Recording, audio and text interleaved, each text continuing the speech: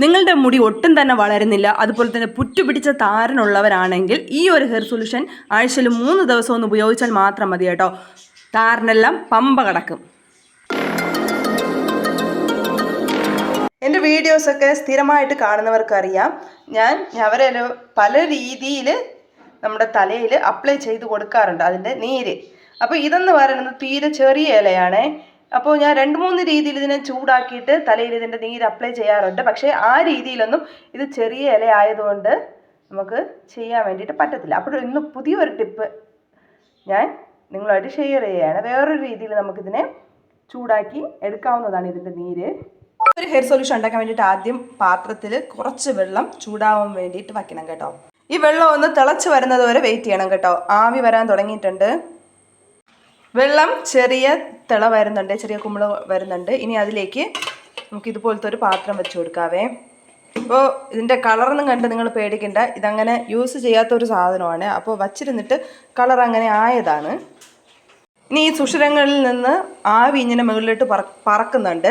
ഇനി നമുക്കിത് അതിലേക്ക് ഇട്ട് കൊടുക്കാം. ഇത് തീരെ ചെറുതായതുകൊണ്ടാണ്. കുറച്ച് വലുതൊക്കെ ആണെങ്കിൽ നമുക്ക് സാധാരണ നമ്മൾ ചെയ്യുന്ന രീതിയിൽ പപ്പടം കുത്തിയിലോ അല്ലെങ്കിൽ ഈർക്കലിലോ കുത്തിയിട്ട് ചൂടാക്കി എടുക്കാം, അല്ലെങ്കിൽ ദോശക്കല്ലിൻ്റെ മുകളിൽ വെച്ച് ചൂടാക്കി എടുക്കാം, അങ്ങനെയൊക്കെ ചെയ്യാം. ഇത് വേറൊരു രീതിയാണേ.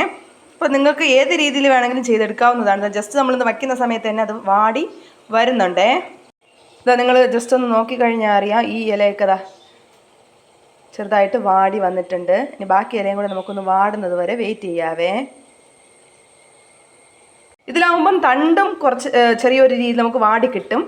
അല്ലാതെ നമ്മൾ ദോശക്കല്ലിലും അതുപോലെ തന്നെ ഈർക്കലിലൊക്കെ കൊരുത്തിട്ടാണ് ഇത് ചൂടാക്കുന്നതെങ്കിൽ തണ്ട് നമുക്ക് ഒരു രീതിയിൽ ഉപയോഗിക്കാൻ വേണ്ടിയിട്ട് പറ്റത്തില്ല. പക്ഷേ ഈ രീതിയിൽ നമ്മൾ ചെയ്ത് കഴിഞ്ഞാൽ നമുക്ക് തണ്ട് വാട്ടിയെടുക്കാൻ വേണ്ടിയിട്ട് ഈസിയാണ് കേട്ടോ. അപ്പോൾ നല്ല രീതിയിൽ വാടി വന്നിട്ടുണ്ട്. നമ്മുടെ ഇലയെല്ലാം കുഴഞ്ഞു പോയിട്ടുണ്ട്, വാടി വന്നിട്ടുണ്ട്. ഇനി നമുക്ക് ഫ്ലെയിം ഓഫ് ചെയ്തിട്ട് ചൂടോടെ തന്നെ ഇതിൻ്റെ ജ്യൂസ് നമുക്ക് സെപ്പറേറ്റ് ചെയ്തെടുക്കാം.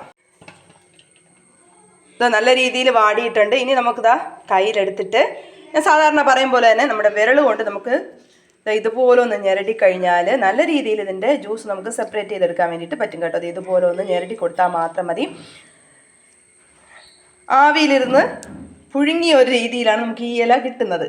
നിങ്ങൾക്ക് കണ്ടാൽ തന്നെ അറിയാം, നമ്മൾ ആവിയിൽ വെച്ചാണ് ഇത് പുഴുങ്ങിയെടുത്തത്. ഇനി ഇതാ കുറച്ച് മാത്രമേ നമുക്ക് ഇതിൻ്റെ ജ്യൂസ് കിട്ടത്തുള്ളൂ, അത്രയും മതി. പുറ്റു പിടിച്ചിരിക്കുന്ന താരനൊക്കെ നല്ല രീതിയിൽ ഇളകാൻ വേണ്ടിയിട്ട് ഈ ഒരു സൊല്യൂഷൻ സഹായിക്കും കേട്ടോ. അപ്പോൾ ഞാൻ ബാക്കിയും കൂടെ ഇതിലേക്ക് പിഴിഞ്ഞെടുക്കുന്നുണ്ടേ. നിങ്ങൾക്കിത് വേണമെങ്കിൽ പുട്ടുകുറ്റിയുടെ നമ്മുടെ പുട്ടുണ്ടാക്കുന്നില്ലേ, അതിൽ വെച്ചിട്ട് വേണമെങ്കിൽ ഇതൊന്ന് വാട്ടിയെടുക്കാവുന്നതാണ്. അതാകുമ്പോൾ തണ്ടും ഇതുപോലെ നമുക്ക് യൂസ്ഫുള്ളായിട്ട് എടുക്കാൻ വേണ്ടിയിട്ട് പറ്റും. ഇങ്ങനെ പിഴിഞ്ഞെടുത്ത സൊല്യൂഷനിലേക്ക് നമ്മൾ സാധാരണ ഏത് ഹെയർ ഓയിലാണോ തലയിൽ തേക്കുന്നത് അത് ഇതിലേക്ക് കുറച്ചൊന്ന് ആഡ് ചെയ്തിട്ട് കുളിക്കുന്നതിന് 10 മിനിറ്റ് മുന്നേ പുറ്റുപിടിച്ച് താരനുണ്ടെങ്കിൽ ആ ഭാഗത്ത് ഇത് അപ്ലൈ ചെയ്തിട്ട് ചെറിയൊരു മസാജും കൂടെ കൊടുത്ത് നമുക്ക് നോർമൽ വെള്ളത്തിൽ കഴുകി കളയാം കേട്ടോ. ഷാംപൂസ് ഒന്നും ഇടേണ്ട ആവശ്യമില്ല. ഈ ഒരു സൊല്യൂഷൻ എന്ന് പറയുന്നത് നമുക്ക് ഈ ഒരു അളവിലാണ് കിട്ടിയിട്ടുള്ളത്. നമുക്ക് ഇത്രയും തന്നെ ധാരാളം കേട്ടോ. ഇനി ഇതിലേക്ക് ഞാൻ പറഞ്ഞതുപോലെ ഹെയർ ഓയിൽ, ഞാൻ ഇപ്പോൾ എടുക്കുന്നത് നമ്മുടെ നാടൻ വെളിച്ചെണ്ണയാണേ. ഇത് ആഡ് ചെയ്തിട്ട് നല്ലവണ്ണം മിക്സ് ചെയ്ത് കൊടുത്തിട്ട് ഞാൻ പറഞ്ഞതുപോലെ അപ്ലൈ ചെയ്ത് കൊടുക്കാവുന്നതാണ്.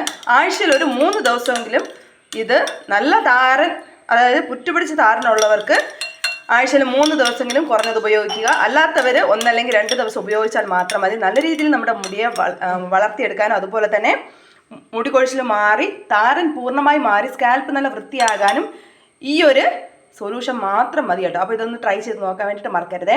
അപ്പോൾ എൻ്റെ വീഡിയോസ് നിങ്ങൾ ആദ്യമായിട്ടാണ് കാണുന്നതെങ്കിൽ ഫേസ്ബുക്ക് പേജ് ഫോളോ ചെയ്യാനും വീഡിയോസ് ഇഷ്ടപ്പെട്ടാൽ ലൈക്ക് ചെയ്യാനും ഷെയർ ചെയ്യാനും കമൻറ്റ് ചെയ്യാനും മറക്കരുത്. അപ്പോൾ പുതിയൊരു വീഡിയോ ആയിട്ട് കാണാം.